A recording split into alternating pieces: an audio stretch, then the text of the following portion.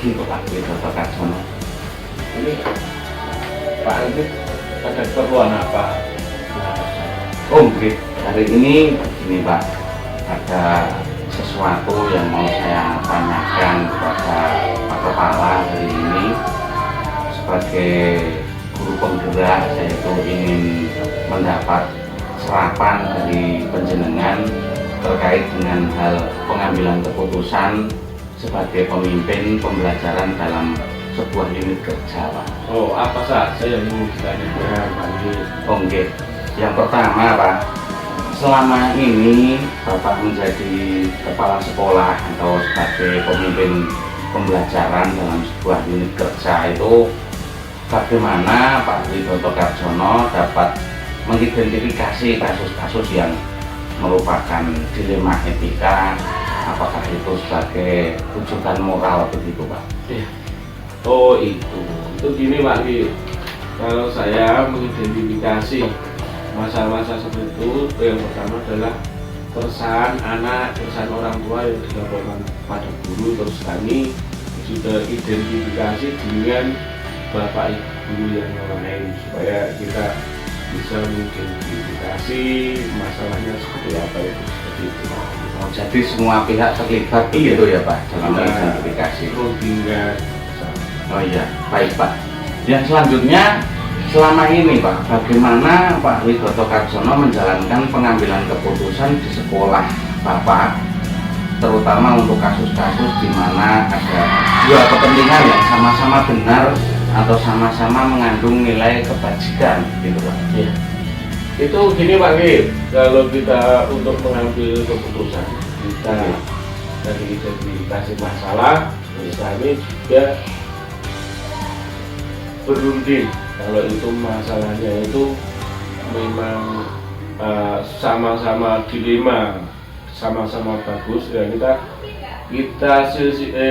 kita klarifikasi bagaimana kita memecahkan masalah di mana tidak dampak negatifnya semakin kecil tapi keuntungannya yang semakin banyak untuk memecahkan suatu masalah.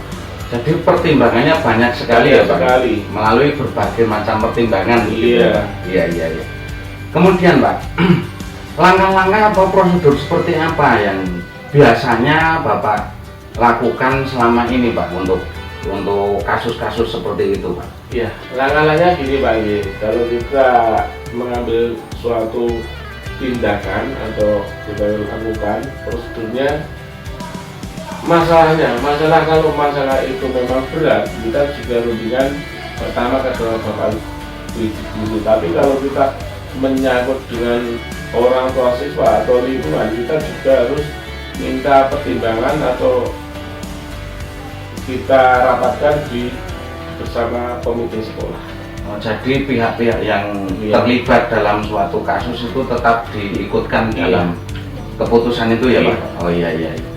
Selanjutnya Pak, hal-hal apa saja yang selama ini Bapak anggap efektif dalam pengambilan keputusan pada kasus dilema etika? Iya, saya anggap yang agak baik, efektif dalam pengambilan etika, kita berunding dan kita identifikasi yang tadi saya katakan. Kalau itu memang dampaknya kita mengambil itu semakin kecil dampak negatifnya dan nanti pemecahan masalah itu lebih bagus, ya kita ambil itu seperti itu. Tapi kita kan ada dua kasus, nah ini kita timbang yang mana kita untuk mengambilnya itu nanti yang paling bagus. Baik, jadi musyawarah tetap sebagai titik terberat ya Pak? Oh iya. Kemudian tantangannya Pak, selama ini hal apa yang menjadi tantangan buat Bapak dalam pengambilan keputusan khususnya pada kasus dilema etika Pak? Ya, kalau saya selama ini untuk tantangan untuk dilema etika, bagaimana kita mengarahkan kepada orang yang orang tua itu yang pendidikannya kurang Pak, untuk pengalaman kurang, kadang dia ngeyel. Nah itu tantangannya seperti itu, sehingga dia diberi saran-saran yang bagus tapi kadang juga ngeyel dengan kemauannya sendiri. memang kalau sudah sampai di ngeyel itu sulit ya Pak. Ya, untuk yang selanjutnya Pak, apakah Pak Widodo Karjono memiliki sebuah tata kala atau sebuah jadwal begitu Pak dalam sebuah penyelesaian kasus dilema etika? Apakah Bapak itu langsung menyelesaikan di tempat begitu, atau memiliki sebuah jadwal untuk menyelesaikannya, atau bentuk prosedur seperti apa yang biasanya Bapak jalankan dalam pengambilan keputusan ini Pak? Terima kasih Pak Anggit. Itu di mana kita ada dilema etika itu kecil dan dampaknya tidak kemana-mana, kita langsung selesaikan di tempat. Anak-anak yang bagaimana dalam jajan itu masih membuang sampah atau jajan diri, lah itu dilema etika yang kecil itu kita langsung diselesaikan di tempat.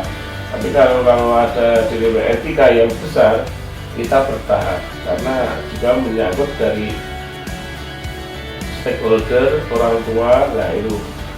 Nah kita tahan untuk menyelesaikannya itu, karena seperti besi, kalau langsung ada masalah besar langsung dibengkokkan langsung pasti patah ya. Kita sedikit untuk mengurangi. Jadi tetap seperti berdasarkan pada pertimbangan yang banyak tadi ya Pak. Oh iya. Yang selanjutnya Pak, adakah seseorang atau faktor-faktor yang selama ini mempermudah atau membantu Bapak dalam pengambilan keputusan, khususnya dalam kasus dilema etika Pak? Yang pertama itu yang membantu adalah Bapak Ibu guru, orang tua wali murid, juga komite sekolah itu yang paling berperan dalam pengambilan keputusan dilema etika di sekolah. Oh, jadi memang semuanya berperan ya Pak. Oh iya. Yang terakhir Pak, sedikit dari semua hal yang telah disampaikan Bapak, pembelajaran apa yang Bapak bisa petik dari pengalaman Bapak selama mengambil keputusan dalam kasus dilema etika? Iya, jadi kok pengambilan dilema etika kita tidak harus langsung kita selesaikan, tapi kita timbang dulu bagaimana baiknya dan larangannya.